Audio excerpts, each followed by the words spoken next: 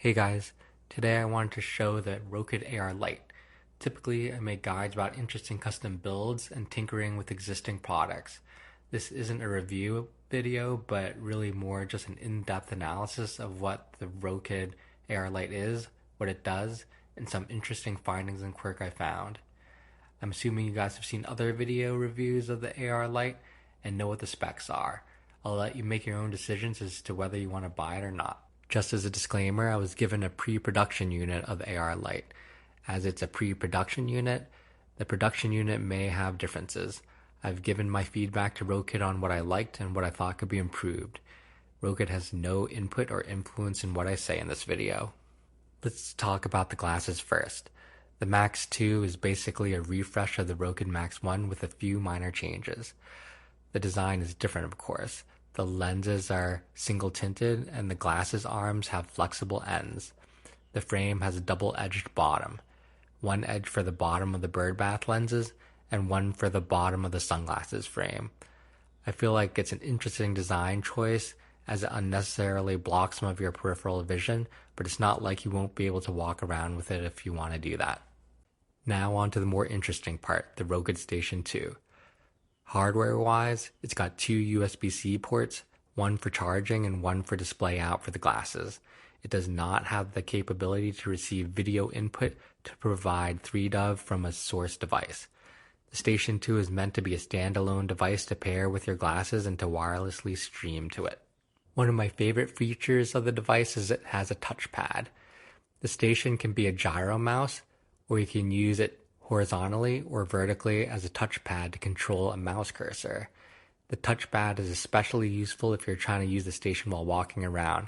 One of the faults of a gyro mouse is when using the glasses, when walking and being mobile, it's difficult to point at things that keep bouncing around. Bear in mind, it's not a touch screen display, so you can't type on it. It's just for mouse input via a trackpad. The Station 2 has an exhaust fan, so you probably don't want to block the vents on the bottom. It has good placement for the vents though, at the bottom of the device with the two USB-C ports, so when you stick it in your pocket, the vent and the wires will be pointing up to stick out of your pocket.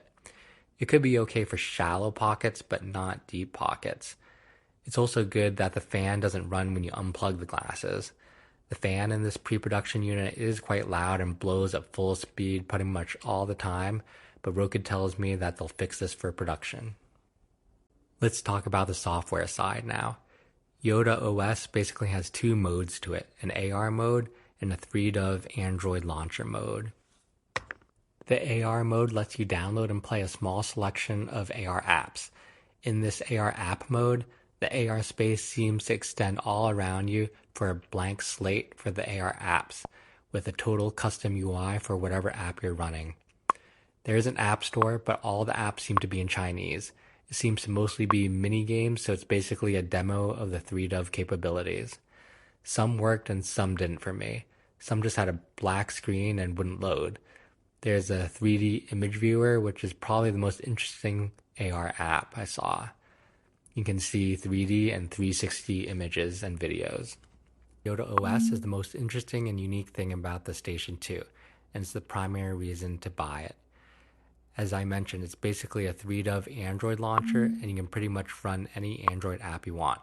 There's a bottom dock for shortcuts to the menu, the App Store, AR mode, and other open apps, but it's not customizable.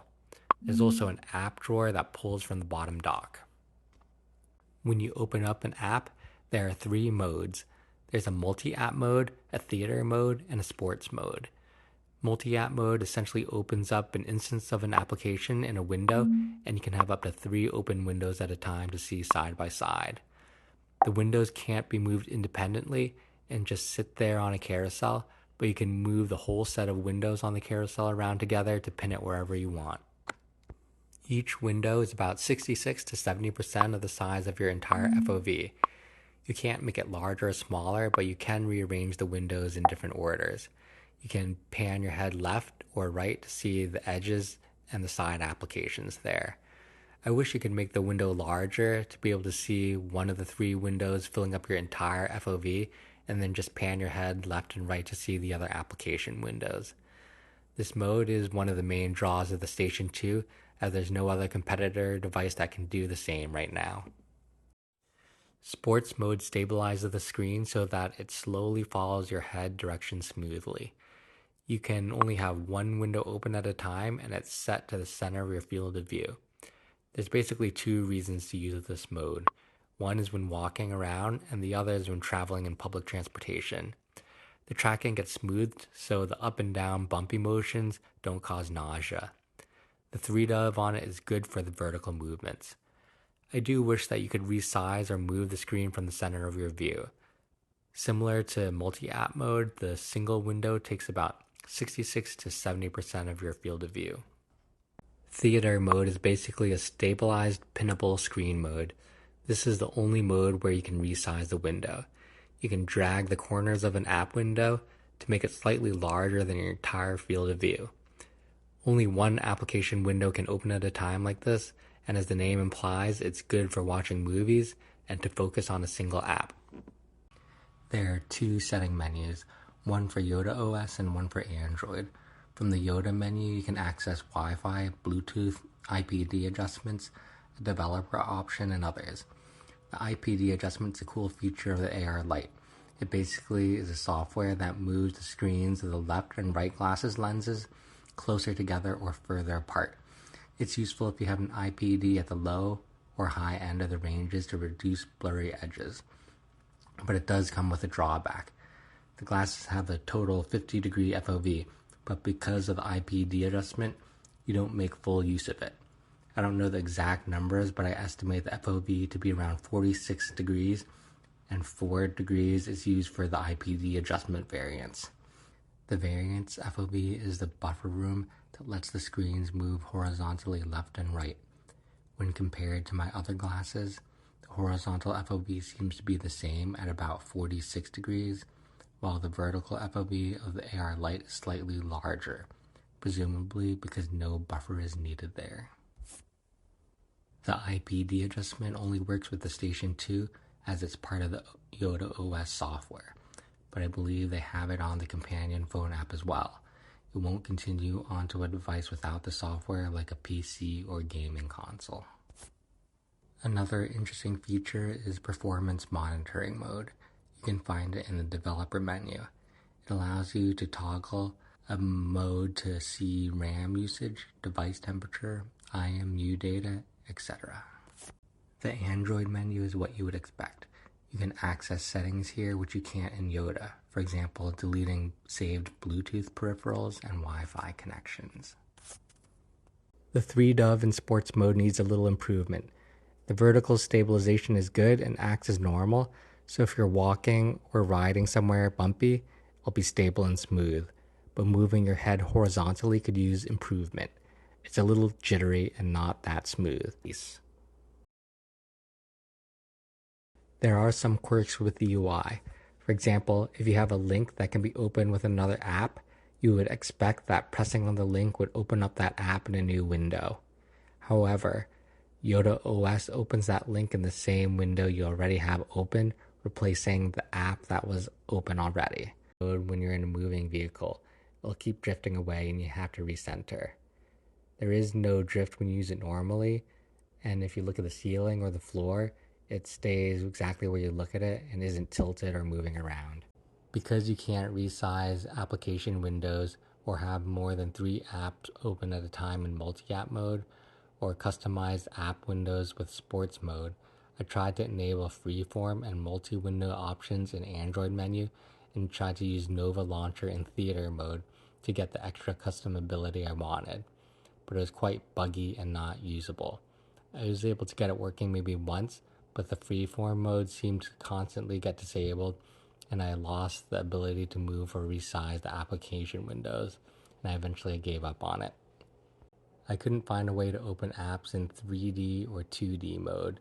It had to be apps open in 3-dove mode. For example, if I want to stream a 3D movie with Kodi, there's no way to change the glasses into SBS mode to watch that movie. You just see both the left and the right screens of the SBS side-by-side video. If you want to use the Station 2 as a 0-dove media player, I couldn't find a way to do that either. To watch 3D movies, The only way I was able to was by downloading or transferring the files directly to the Station 2 local storage and playing it with the stock media player. This media player is quite decent, and you can play 3D movies with each of the 3 app modes. So you can watch a 3D movie and have another application or 2 side by side. As I mentioned before, the Station 2 can't be used as a pass-through for a source device to provide 3DOV to a wired source, but you can mirror a source device wirelessly. You can cast to the Station 2 with Miracast or Chromecast, but you might have to download a third-party app. You can also use Moonlight or another remote desktop application to connect to a PC. You won't be able to connect via wire to the Switch, PlayStation, or Xbox, but you can connect to a PlayStation or Xbox wirelessly through their remote play services. I tried to use the Station 2 and walk around with it to help with navigation, but it seems like there's no GPS module or SIM card for data. I tried to connect my X-Real glasses with the Station 2 to see if I can use it as a zero-dove device like the Station 1, but unfortunately I just got a black screen and can't see anything. If you guys have any more questions about the Station 2 or AR Lite, just drop a comment in the video below and I'll respond as soon as I can.